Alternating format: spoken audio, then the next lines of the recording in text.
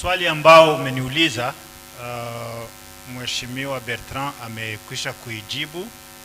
Yani hiyo habari ilitoka jana kwamba wamedhibiti Minembwe, ni uongo mtupu na ni marufuku. Hawajaidhibiti, hawataidhibiti, na kama ni ndoto waamuke, haitawezekana. Hapo ni kwetu na hawatatuondoa kwetu. Vita ambayo iko Minembwe ina tofauti sana na vita ambayo tunapigana hii ya kila siku. Maana kule ni vita ya kupiganisha kabila moja na kutaka kuwaondoa. Haikuanza leo, ilianza mu 2017, 2017 April. It was exactly April 17, 2017. Na hiyo vita ilianza wakiua watu, kuwafukuza kwenye vijiji vyao, kuunguza manyumba, kuunguza shamba zao na kuiba ngombe zao. It's a process to uproot déracinement. Inamaanisha unataka kumuua mtu, lakini na ule ambaye haukuweza kumuua asirudi pale.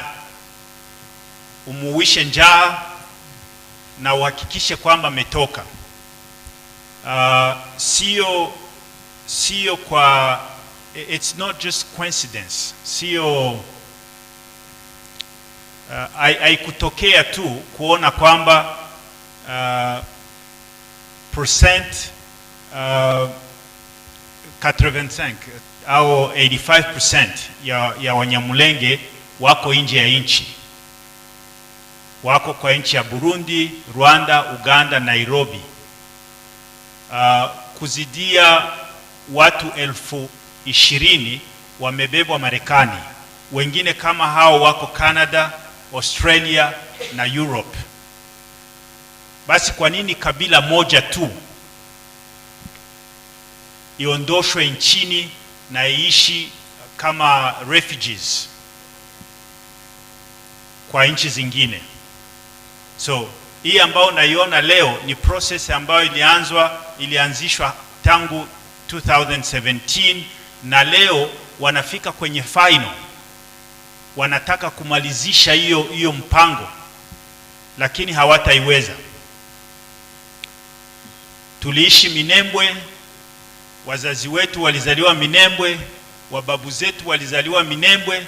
Tunahesabu miaka 300 na tuko hapo, na hatutaondoka, na hawataweza kutuondoa, na wala hawatatuua watumalize sote. Ile ambayo Tshisekedi anawaza, anajidanganya. Na sio Tshisekedi tu, ni serikali ya Kongo na serikali ya Burundi. Wanataka kutuondoa kwa ile ambayo tunaita kwa lugha yetu gakondo. Yaani ni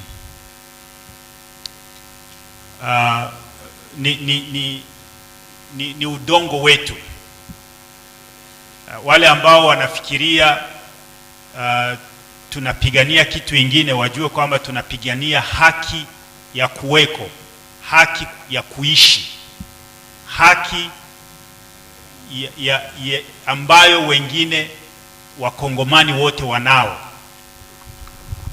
Nikueleze kidogo kwa lugha ya Kiingereza. We are fighting to belong to the Congolese society.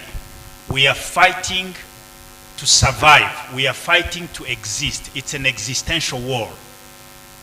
And it's too sad that after 300 years and more on this soil, on the land that would become Congo later on in 1885, we are still fighting to belong. This is unacceptable, and we will not give up. We will fight to the last drop of our blood. Thank you. Rais Tshisekedi alisema jana, nitajibia Après ça nitaisema na Lingala. Yunataka baijue. Tshisekedi yana alisema President Joseph Kabila iko umbwa.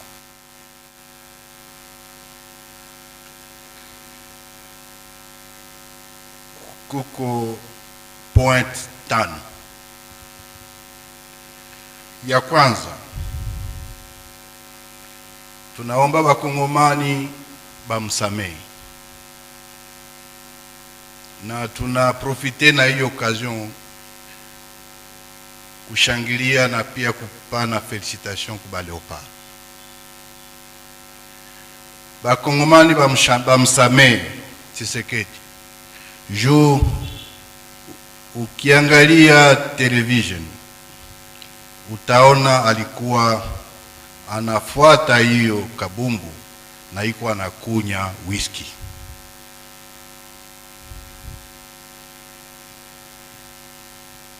Ya kwanza. Ya pili,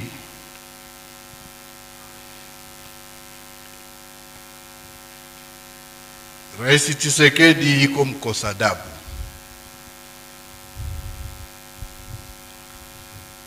Na iko mtu bienye anasemaka sio tofauti na bienye maibobo banasema ubie bakuluna banasemaka. C'est un garçon des rues qui parle. So, tumsamehe parce que a joué benye alisema. Na ya tatu, usishangae kesho atasema hakujuaka kusema yeye ni rais, na Kongomani bamsamehe kwa benye alisemaka Houston.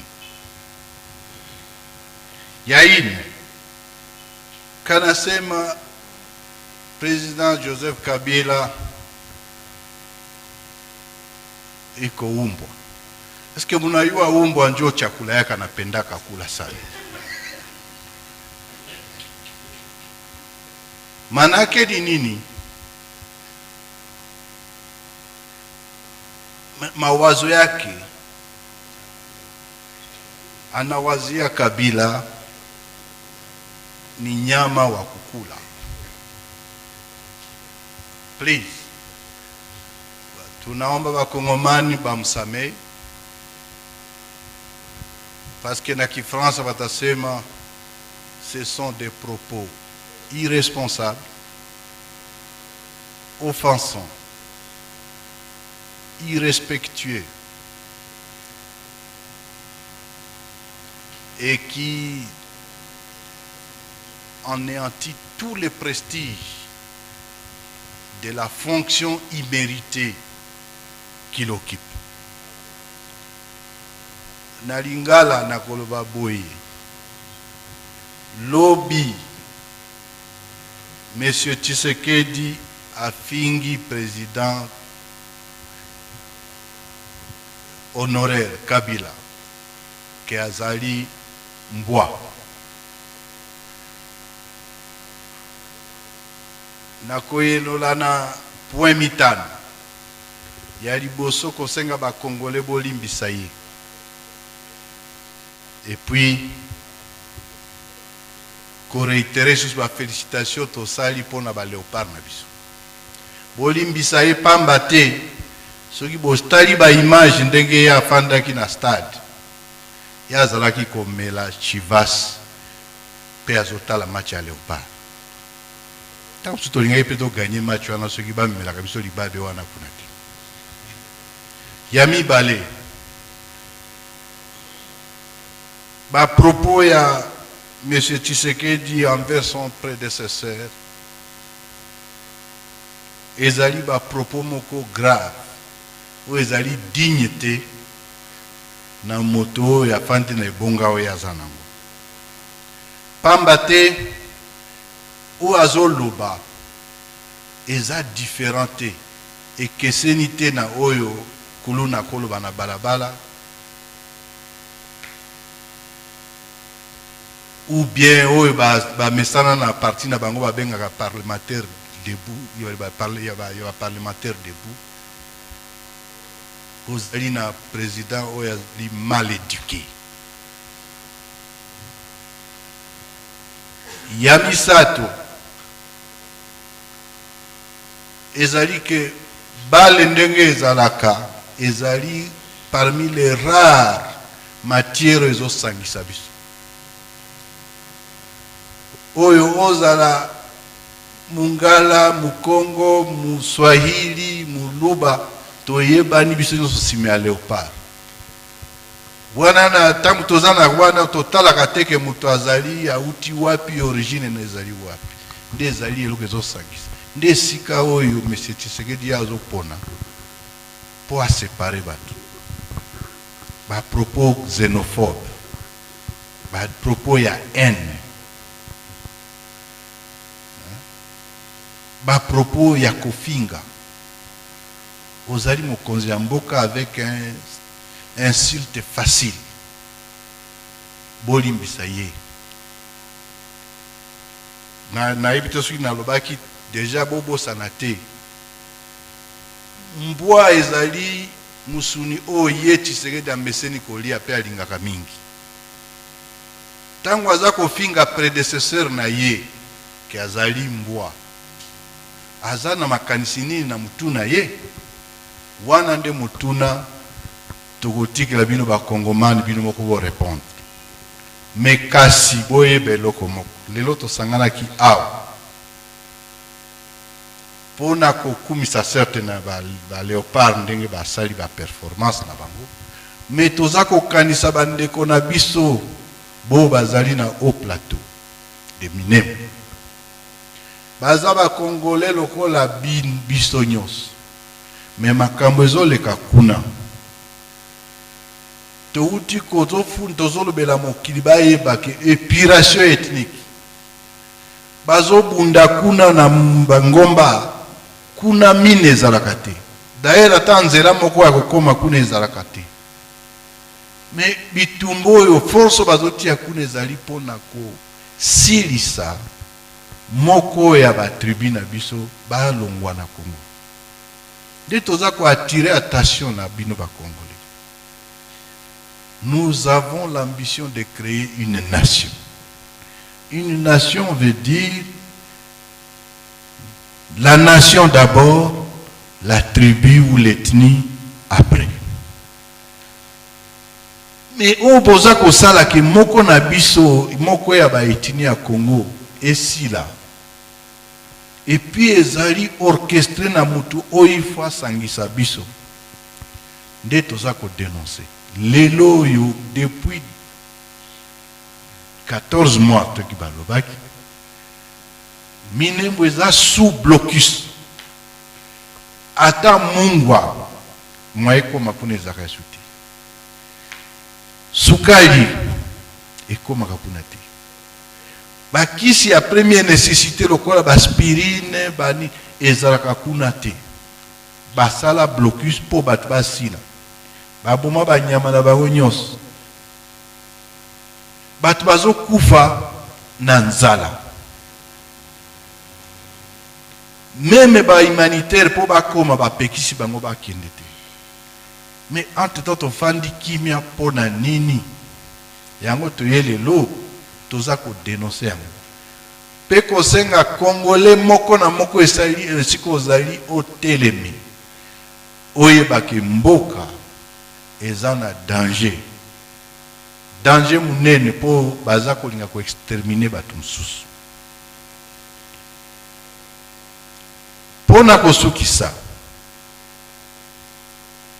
tolingi toyebisa bakongomani ke makambo ezoleka kuna na Minembwe ezaka Minembwe te na mosusu oyo ezoleka na bamasisi awa pembeni na biso toza ko alerte bakongomani bayeba ke oui toza kosepela mingi pona victoire première performance ya Léopard tozo senga que deuxième match to gagner, le troisième to gagner lisusu kasi tobosana te ke na Bunya na Ituri bakodeko bazo continue koboma bahema insécurité ezali kuna tobosana te ke na Ituri wana Ebola ezali esi ebomi plus de 200 personnes lobi Médecins Sans Frontières alobi ba statistique wana eza lokuta bazo bomba bakufi ebele Ebola esi ekomiti na Nord Kivu, Grand Nord Kivu, c'est-à-dire ba territoire oyo esika AFC akomi nano te pe insécurité eza kuna ba IDF et puis ba IDF ango base général ya Uganda alobi ke ba IDF bazaka suteza ba FRDC nde baza coopérer bazoboma batu na kombo ya ADF ke tozo sepela na match metobo sanate ke na est insécurité pe Ebola ezali kasi pona territoire obiso osika AFC M23 azali tozwaki ba mesure ya sol elelo tozana esengo ke ya koloba kezala na Goma to na Bukavu esika bazwaki baka moko ya Ebola tozwaki en charge riposte ezali en cours et puis lelo na espace territoire libéré tozana kaya Ebola te kasi est-ce que lingo bato kitsa maboko te lingo bato zala vigilant to continuer ko landa ba mesure barrière claims to have taken over the center of Minembwe. Can you confirm this? If so, what will the AFC M23 will do then? And what does it mean we will not remain silent? You have said. Could this be an implication of the demise of the Doha process? Thank you, sir. Thank you very much. To the initial question, whether I could confirm that they captured Minembwe, I think they wish they did. They did not, and they will not. You can write that on the rock. It will not change. What is happening in Minembwe is a catastrophe. It's a government fighting its own population. Like I said, there has been fighting mainly in Masisi and Minembwe. In Masisi, it's not because of the minerals. In Minembwe, it's not because of the minerals. It's not because of an infrastructure of some. Let me remind you that there is no road leading to Minembwe. There is no airport. There is no industrial or manufacturing plants. Nothing. The only reason there is fighting there, it's because of the community that lives there, that is unwanted, undesired, and that they deem, they seek to erase from the map. This fight did not start today. Our citizenship has been revoked, reinstated, revoked, reinstated over the years. The decades of conflict in Eastern Congo originated from that exclusion, rejection, discrimination, and persecution of a specific community. Today, they're trying to achieve what they've been fighting to achieve for decades. However, they will not, because we have truth on our side. We are fighting to survive. We are fighting an existential war, and we refuse to surrender and to give up and disappear. And that's why I said we will not remain silent. We will not die like lambs that are brought to butchery. This is not the case. Minembwe is subject to violence, but what is very disturbing is that humanitarian organizations have sounded the alarm. There is a humanitarian emergency for the last 14 months. There is no medicine, no food, no access to markets. However, the world is continuing to live like nothing is happening. That part of the world is completely ignored. Congo, I consider Congo like a human body. The body will not be in good health if one part of the body is sick. Until we realize that our diversity is our strength and not source of divisions. That we can see in the diversity of the people of Congo a force to develop this country and not combustibles to burn the country, to put the country on its knees. Until we realize that, this country will not take off. And our mission here at AFC M23 Twirwaneho, it's to put this country back on the rail, to help this country take off and take off in the right direction. Thank you. Je préfère que cette réponse, que cette question soit, que la réponse vienne de notre coordonnateur politique, qui est en charge des questions diplomatiques et qui est en quelque sorte notre monsieur Doua. Bien. Merci beaucoup, monsieur le coordonnateur. Donc, je prends sur lui. Ah, d'accord, merci beaucoup. D'accord, merci beaucoup. Très bien. L'impact de ces violations sur la population civile.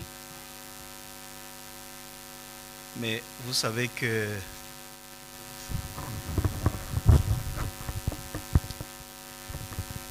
je crois que dans le mot du coordonnateur, il a été clair, mais aussi le coordonnateur adjoint, Dr Freddy, il a dit bel et bien que ce qui se passe à Minembwe, que c'est un génocide. Parce qu'il s'agit de massacres des populations civiles à la suite de leur appartenance ethnique, à la suite de leur faciès, à la suite de leur langue parlée. Ceux qui sont tués, ce sont des innocents. C'est des personnes sans armes. C'est des personnes qui sont victimes de ce massacre pour ce qu'ils sont, pour la manière dont ils ont été créés par le bon Dieu. Avant ces massacres qui se passent actuellement, ces personnes, ces innocents avaient été tués par la faim. Vous savez que, et le coordonnateur l'a dit, il y a eu un blocus autour de Minembwe qui interdisait tout approvisionnement de Minembwe en denrées alimentaires, en biens de première nécessité.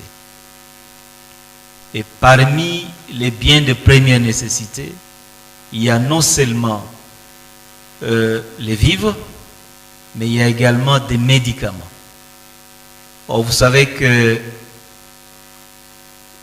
il y a beaucoup de gens qui sont morts dans les hôpitaux, qui ont été victimes de cette guerre parce que tout simplement, ils ne pouvaient pas accéder aux médicaments qu'il faut pour leur santé.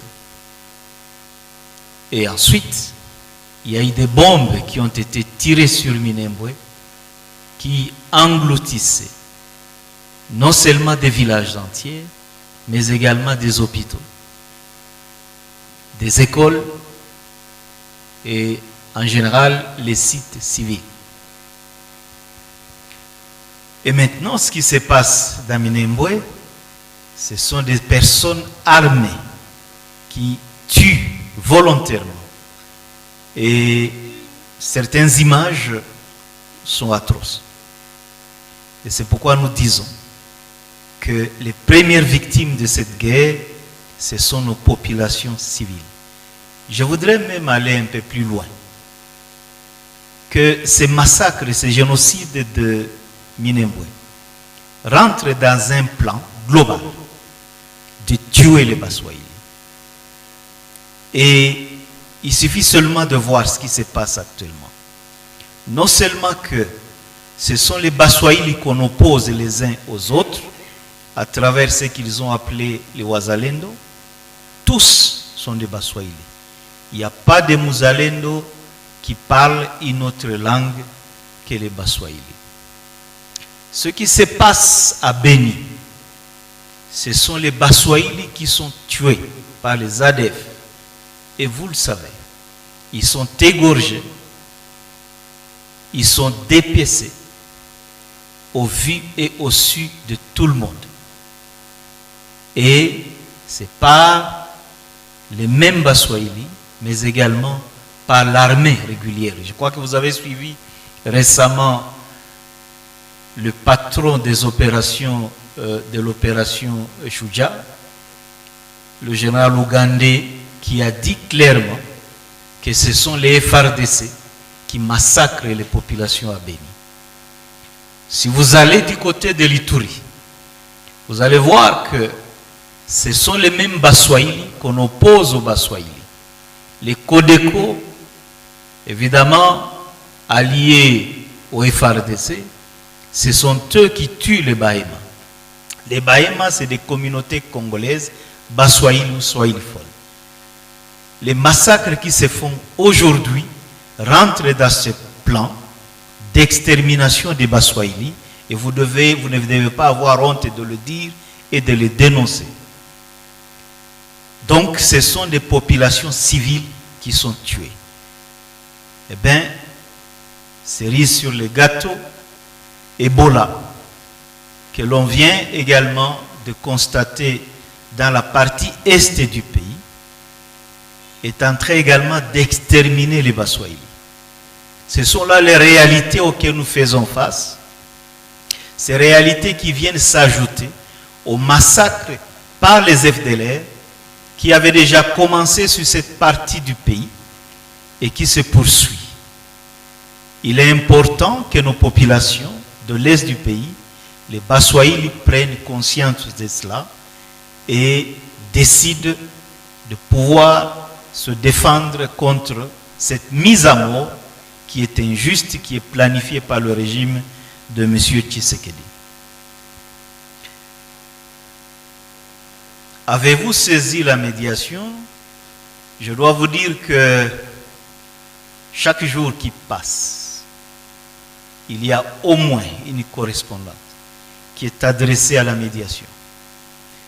Mais comme je dois vous dire que nous avons constaté, nous le disons depuis longtemps, la médiation qatari et ce qui se présente aujourd'hui comme la médiation américaine, parce que c'est aussi à interroger. Lorsque nous avons commencé le processus, c'était le Qatar qui était considéré comme médiateur et aujourd'hui le Qatar est devenu aphone et c'est maintenant les Américains qui se sont imposés médiateurs. Alors, les deux médiateurs, avec tous ceux qui nous accompagnent, lorsque nous les saisissons, ils restent passifs. La guerre n'a pas commencé aujourd'hui. Il n'a pas commencé avec les attaques d'hier ou d'avant-hier à Minembwe. La guerre, en réalité, ne s'est jamais arrêtée. Depuis qu'elle a commencé, elle ne s'est jamais arrêtée. Nous avons signé les accords de cessez-le-feu qui n'ont jamais été mis en exécution. Et lorsque nous avons mis sur pied le mécanisme de vérification du cessez-le-feu, peut-être, il faut le dire clairement, c'est le mécanisme qui devait nous permettre de surveiller les violations du cessez-le-feu. Mais ce mécanisme existe, mais le cessez-le-feu n'a jamais existé. Ça signifie quoi? Ça signifie que même si ce mécanisme s'est déployé sur le terrain, mais il ne constatera pas les violations de cessez-le-feu, mais il va constater la permanence de la guerre. on ne vérifie le cessez-le-feu, la violation du cessez-le-feu, que lorsque le cessez-le-feu existe réellement, et qu'à ce moment-là, il y a d'autres une des parties qui violent le cessez-le-feu, alors à ce moment-là, le mécanisme vérifie le cessez-le-feu, la violation du cessez-le-feu. Mais aujourd'hui, il n'y a pas de cessez-le-feu, il y a la guerre qui se poursuit, et lorsque nous demandons aux médiateurs de dénoncer cet état des choses, eh bien, la médiation devient aphone, tout simplement. Vous savez, on nous avait demandé de quitter Uvira. Nous avons quitté Uvira pour montrer que nous sommes pour la paix. On nous a demandé de quitter la plaine de la Ruzizi. Nous l'avons fait pour montrer que nous sommes pour la paix. Nous sommes sanctionnés tous les jours et ceux qui sont ou qui comprennent ou qui défendent ou qui expriment une compassion vis-à-vis de notre cause sont également sanctionnés avec nous. Et les sanctions nous proviennent du même médiateur qui est incapable aujourd'hui de sanctionner ceux qui refusent d'appliquer leurs propres engagements. Lorsque nous disons que nous avons signé un cessez-le-feu, un protocole sur le cessez-le-feu, que nous avons signé un protocole sur la libération des prisonniers, et que celui qui refuse d'appliquer le cessez-le-feu, mais qui vient tirer des drones jusqu'à l'intérieur des lignes de front, dans les grandes villes, tout le monde l'a constaté, et que celui-là n'est pas sanctionné.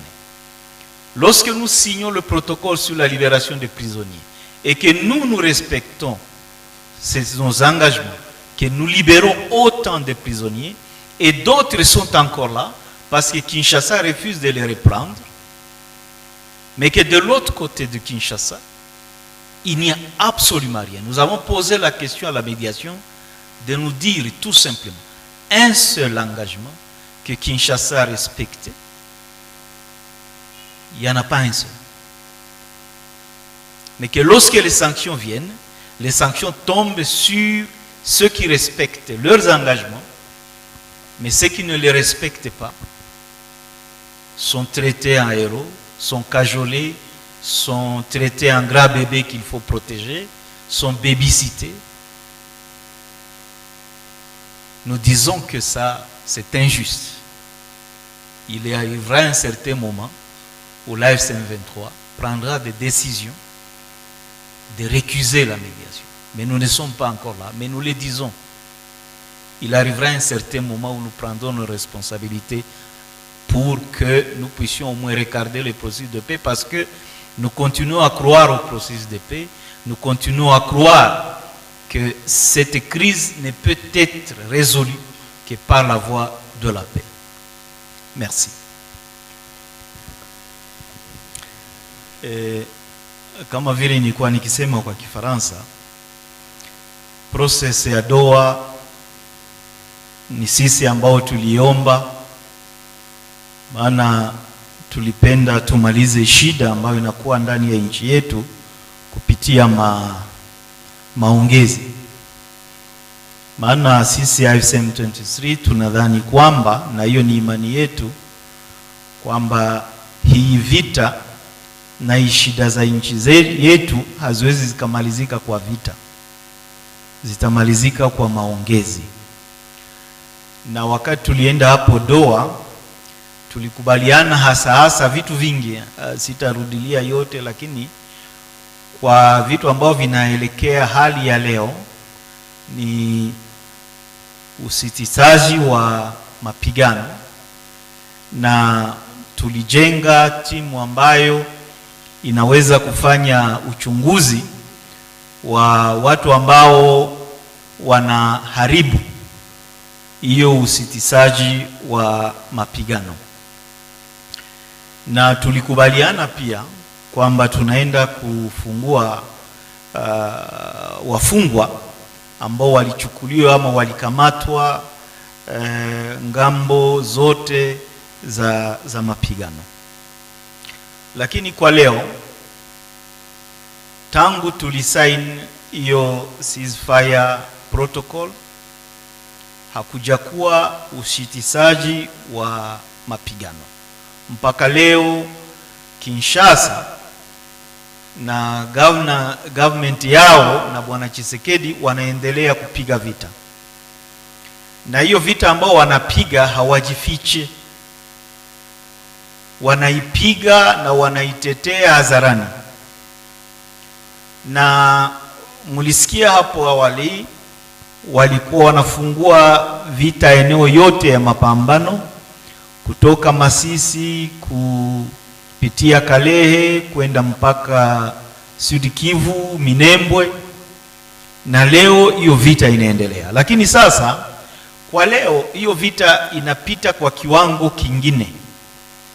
Inakuwa ni vita, inakuwa ni mauaji ya ukabila. Sasa walikuwa hapo Minembwe hapo mbele walikuwa wakitupa bomu, walikuwa wakufungia watu wasipate chakula, wasipate dawa, wasipate kila kitu chochote ambao kinahitajika na wakaaji. Lakini leo wamezijipenyeza ngambo fulani fulani ya vijiji vya Minembwe, wanaanza kukata watu, kuua watu kufatana na gisi wako umbo lao, kufatana na lugha ambao wanasema, kufatana na mila yao, na hiyo inakuwa ni mauaji kama hivyo wanasema kwa Kiswahili ya kimbari, ni kusema ya genocide. Na hiyo ndio sisi tunasema hapa kwamba hatuwezi tukakubali hiyo mambo iendelee. Kila mara tunaambia au mediators, tunawaambia kwamba Kinshasa inaendelea kuleta vita na iheshimu hata kitu kimoja ambao tulisikizana Doha. Lakini hao wapatanishi hakuna kitu ambao wanafanya, wananyamaza na hali inaendelea kuharibika. Alafu sisi tulisema hatuwezi kuendelea kuangalia raia yetu wanauawa, wanafariki kiolela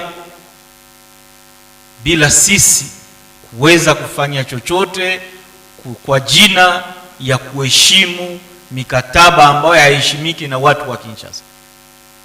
Na sisi tunakamata hatua ya kuenda kuprotect raia yetu na kuweza kusukuma mbali zaidi wale ambao wanatuletea mauaji ndani ya eneo yetu. Na tunakumbusha Waswahili wote kwamba hii mauaji sio peke yake hiyo ambayo inafanyika Minembwe. Hawa watu ambao wanaua watu fasi zote ndani ya Eastern DRC, kunakuwa wale ambao wanaitwa wazalendo. Wazalendo ni Waswahili, na wale wazalendo wanaua ndugu zao Waswahili, na wenye wanawatuma ni government ya Kinshasa kuua ndugu zao. Kunakuwa wengine ambao wanaita FDLR ambao walianza mauaji tangu zamani ndani ya Eastern DRC na wanaendelea kuua watu, na wanaua Waswahili. Hawaue watu Kasai, hawaue watu Kinshasa, hawaue watu Bandundu ama Equateur ama Kongo Central. Wanaua watu huku Eastern DRC fasi ya Waswahili. Kunakuwa wengine wanaitwa ADF. ADF wanaua ndugu zetu Wanande kila siku wakiwakata shingo. Wale Wanande ambao wanauawa ni Waswahili ambao wanauawa bila sababu. Kunakuwa hao wengine ambao wanauawa kila siku ambao wanaitwa Wahema ngambo ya Ituri, na wanauawa na ndugu zao Waswahili pia ambao wanatumwa na DRC government, lakini pia wanatumwa na Tshisekedi mwenyewe, na wanatumika pamoja na FRDC. Ni wale wanaitwa wa Kodeko, wanaua ndugu zao Waswahili. Na kwa leo kunakuja kuongezeka wengine mauaji mengine hii ambayo wanaita ya Ebola.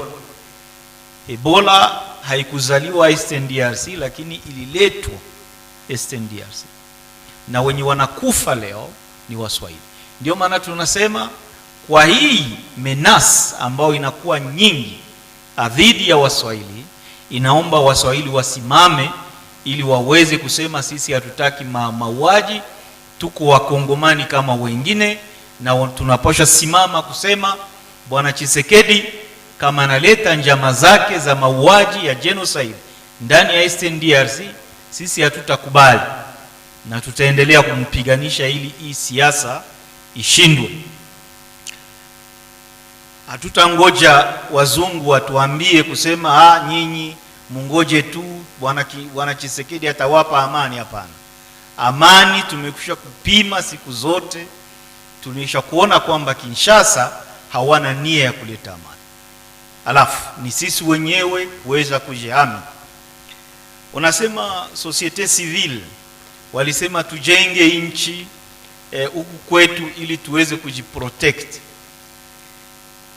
Mimi nakuwa mkaaji kama wakaaji wote ambao societe civile inasemea, lakini nafaa kuelewa hiyo, kuelewa namna ya kusema watu wamechoka, watu wamechoka na kuonelewa. Ndio maana unaanza kuona kila mtu anaanza kujiwazia vyake vya kusema tunaweza tukamaliza hii shida namna gani. Watu wa societe civile wanakuwa na haki yao ya kusema haya mambo ambao wanasema, maana wanateswa, raia inateswa.